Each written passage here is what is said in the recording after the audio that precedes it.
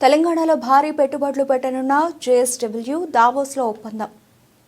దావోస్లో జరుగుతున్న world economic forum సదస్సులో తెలంగాణ ప్రభుత్వం పలు సంస్థలతో ఒప్పందాలు చేసుకుంటోంది. ఇప్పటికే రాష్ట్రంలో పెట్టుబడులు పెట్టేందుకు పలు సంస్థలు ముందుకొచ్చాయి.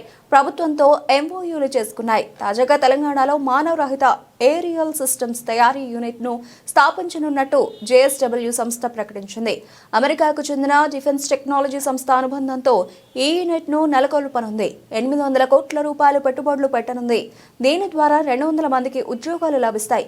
ఈ మేరకు జేఎస్డబ్ల్యూతో రాష్ట్ర ప్రభుత్వం ఎంఓయూ కుదుర్చుకుంది.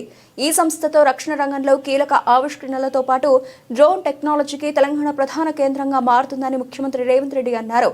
ఈ ఒప్పందంపై మంత్రి శ్రీధర్ బాబు స్పందిస్తూ రక్షణ రంగంలో అత్యాధునిక పరిజ్ఞానంతో పాటు తెలంగాణ అభివృద్ధిలో ఈ ప్రాజెక్టు కీలకంగా మారుతుందని అన్నారు.